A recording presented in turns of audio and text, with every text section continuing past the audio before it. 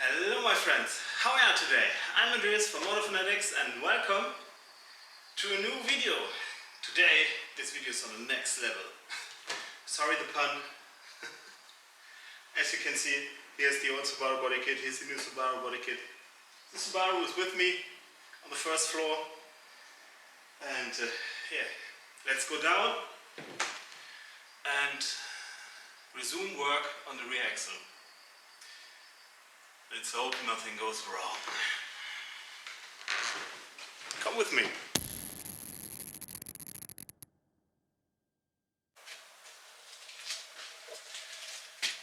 So I did a good bit of off-camera work. Totally just off-camera and not because I left my camera at home, because I'm sometimes a moron. Took a good day to get everything clean, everything prepped, everything sealed and everything painted.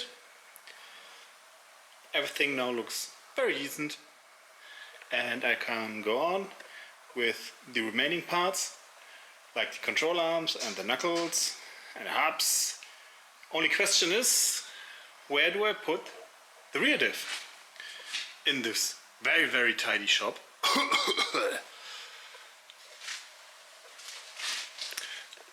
I've got absolutely no clue. I need to put it somewhere where it's not in my way all the time. Can't put it there because there I will be painting the knuckles. It will probably stay on the table. One thing I forgot to do, I still need to work on the cover. Just a little bit of cleaning and putting the valve, still didn't look it up, the thingy back in.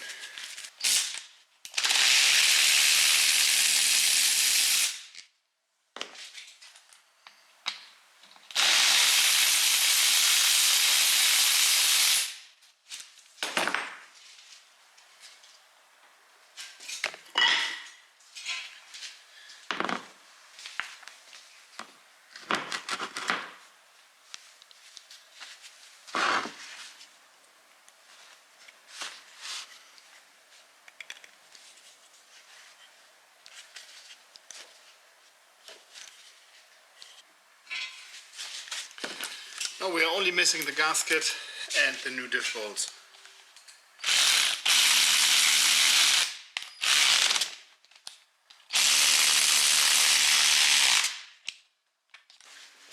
Let's see if we can get rid of these crazy rusty bolts.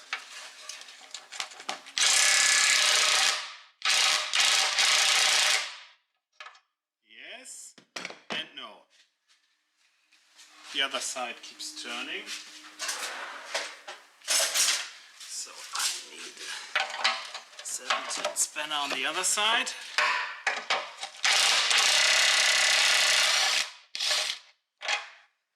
Okay, that was not as difficult as expected. Not at all. Most of the bolt still looks fine, it's just the top that was exposed to the elements that doesn't look as good. So, fingers crossed, the other side works as well. Let's hope I didn't jinx it. Just need... yeah. We need to get the bolt on. The bolt. We need to get the socket on somehow. And now the main problem will be we need to get the socket off somehow. First of all, let's hope this does. Scheiße! What you just heard in the background was the eloquent expression of a German man considering his life choices and feeling sudden impact of sorrow because his camera fell down and broke. I mended it as good as I can. I hope everything is straight and it does seem to focus. Fingers crossed. Let's go on with our work. Please don't be broken. Focus onto my... Oh no! When I... For the camera I'm gone as soon as I wear a cap. If I turn it around, it's the eye detection, okay. Let's go on with our efforts without destroying everything.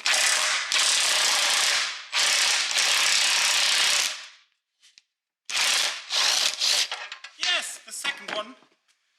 Oh, now it's a little off tap. The second one had some rust in there. Nothing major. Now to get rid of that.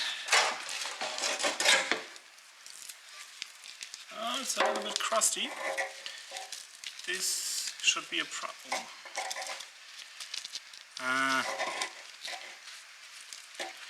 I was gonna say this should be a... let me show you. I was gonna say let this be a prime example of what we can do with the sanding, with the blasting cabinet, but it more or less looks like bushings are beyond salvageable. So I will have to order new ones. Of course I can still sandblast the rest, but if the bushings are beyond repair, I can just put this into the sandblasting lot with the big subframe and don't worry about it. Which is what I probably will do. So both the subframe and the supporting bracket for the diff rear will go into my daily and go off to sandblasting, so consider this done for now. Which leaves us with the joy of this main event. Both knuckles, hubs and control arms.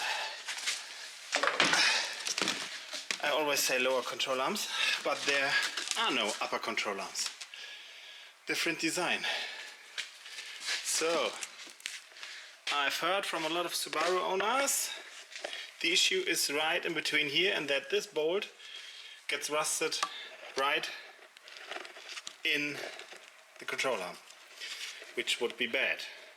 So let's see what's moving and what's not.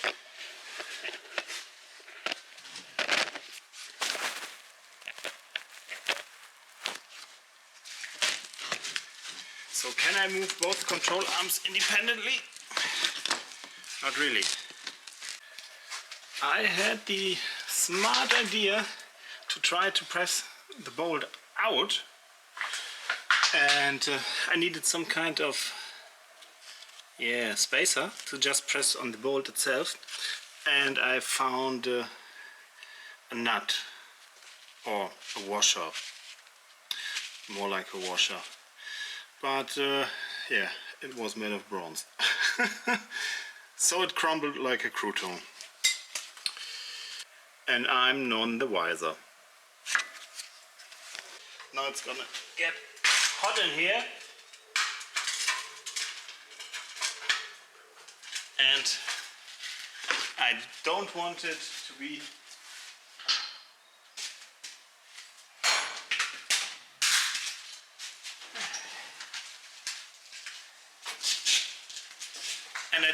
to be all of a sudden unexplainably hot and dead.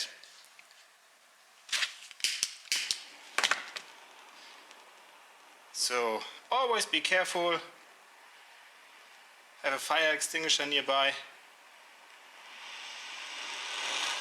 and it helps to not be a pyromaniac, I guess. And obviously well ventilated area, because these fumes are horrible for your health.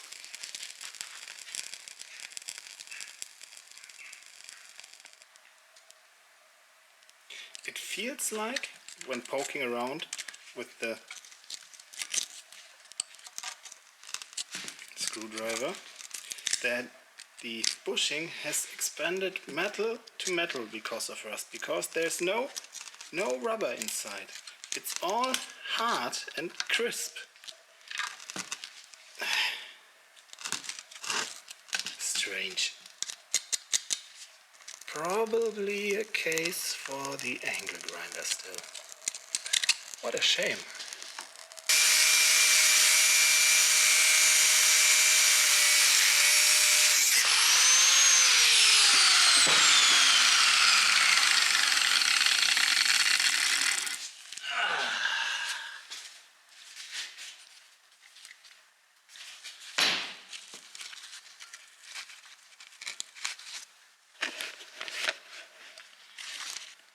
Here you can see what I was talking about earlier when saying it all feels like crisp, like metal to metal or rust to rust. It's all metal. The metal expanded because of the rust and everything becomes a piece, and only that little bit of rubber gives it any kind of torsion. So here we are again, different day, same problems. The 6-ton jack won't cut it, nothing moves at all, not even the slightest bit. It's completely rusted in there. So I will disassemble the knuckle as far as I can, separate hub and knuckle and everything, so that I just have the bare minimum to put into the shop press, and then retry with the 20-ton jack, and that hopefully will work.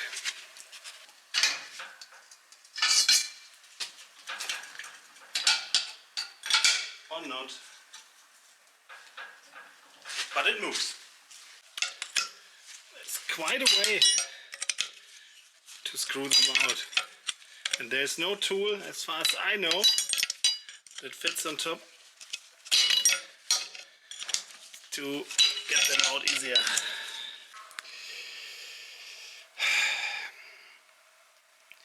So while hammering the hub out, I broke the second tone wheel. I had no chance to get it off beforehand. Everything kinked when it loosened itself. Yeah. And that's 120 quid for another tone wheel. I'm at a loss right now, guys. I don't know what to do. The bolt doesn't want to come out. The dust cover and the mounting bracket, I'm gonna call it that now for now, for the calipers are crooked and are seemingly the only thing that's held on by these 4 bolts. Although the workshop manual says I can release the hub with those 4 bolts and easily replace them. It's obviously not like that. I fucked up another tone wheel for 120 bucks. The knuckle will be set back 200 to 300 bucks. This ridiculously overpriced cover will be another 120 bucks. And this does not include the wheel bearing and the work itself, but I can't count the work itself because I do it myself. This went wrong in all the ways it could go wrong. So it's now 8:30 p.m. I should be editing the video or already be done editing because it goes live in less than 24 hours, but I'm on my way back to the workshop which has a good reason. I think I made a mistake, and I'm not so sure anymore if I had the right order of operations, if I remembered that correctly. I think I made a mistake.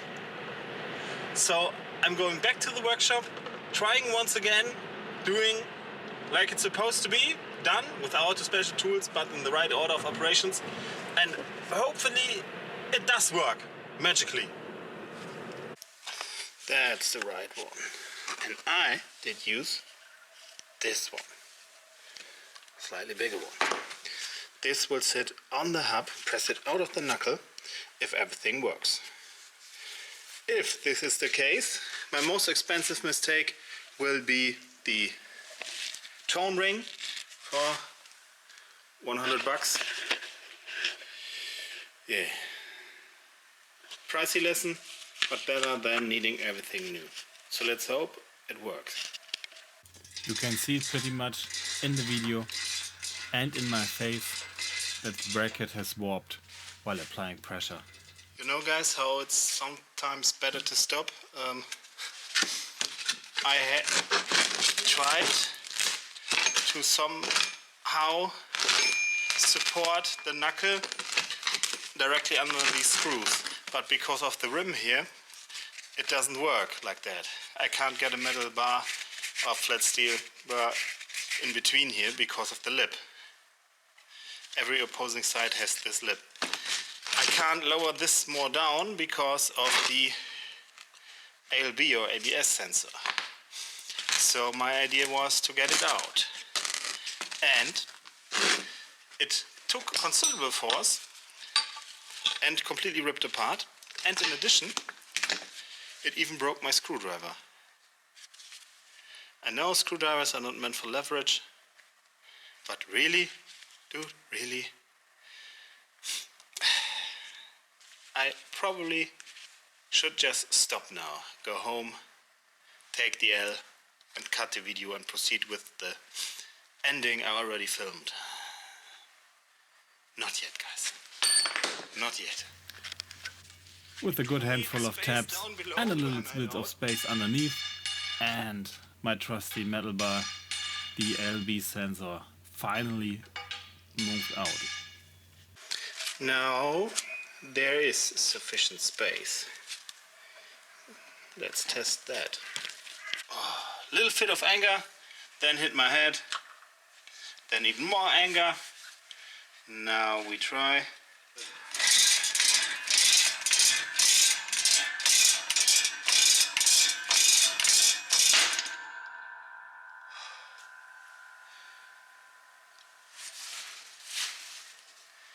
Did you hear it, guys? This angelic sound.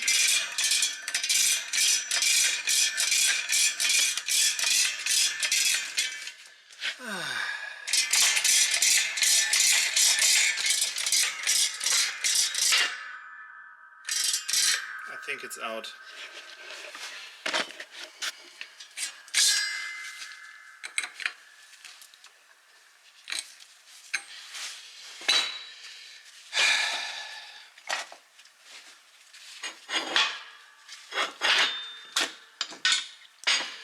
It is out. And that's the other race. Ugh. It's not a happy end at all, but it's an end nonetheless. The floor is straight, so let's see how warped the anchor plate is. I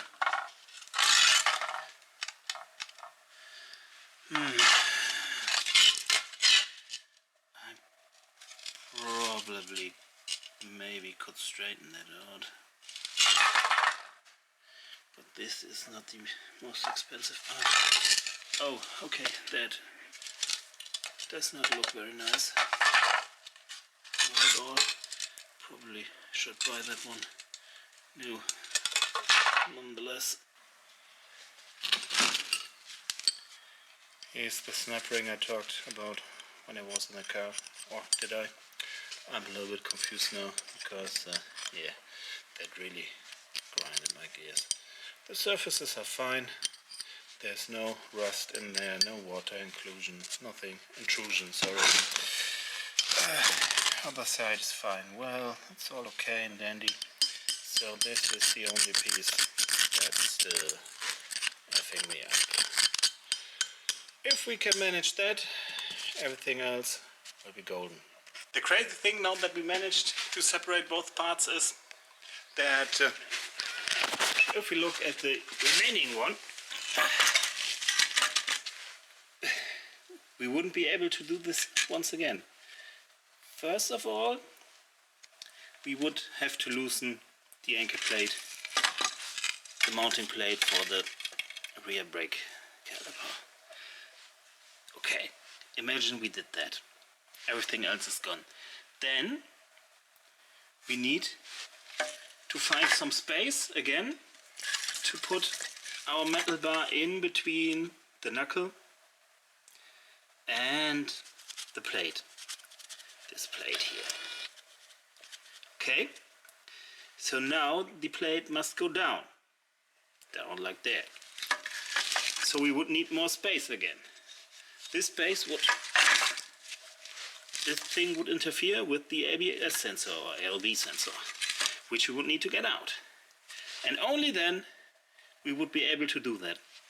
And if we manage to do that without fucking up the plate this time, we still would have the bolt issue. But this is next video's Andreas problem. I'm done with this today.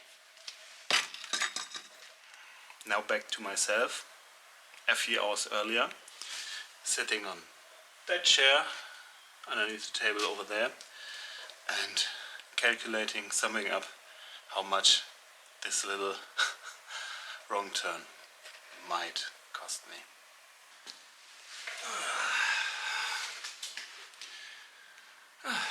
Really guys, I need to make my mind up about that. That's quite a lot of money. Not only that, it's money I did not expect to spend for that. I know the front was a little bit difficult, it was a learning process, but the back is much of the same, but nothing works. In the last 30 minutes in this workshop, I broke the tone wheel, bent the dust cover, bent the bracket that holds the caliper. That alone is 400 bucks. Not talking about that I didn't get out the wheel bearing because it's stuck beyond 20 ton pressure and I've got no leverage point. And even if I manage to do that, I still can't get out the bolt. I tried it with heat, I tried it with ice spray, I tried it with deruster, I tried it with force. There's not much else to try. This won't be a very long video probably, because there's not much to show. I did start sandblasting a few small parts, but there's no use of it. The subframe, the rear subframe is still at the sandblasting because my cabinet is too small. And that's pretty much about it. I need to sleep over it, think about it, make my mind up if I want to spend so much money. And well, actually I've got no choice, but what exactly I can do. So this one you pretty much didn't enjoy, nor did I. Still, if you want to see more videos and hopefully happier, more successful videos, please press like, share and subscribe. And if I haven't angrily burnt down everything here by next time, we hopefully see each other next time. Bye bye, Andreas out.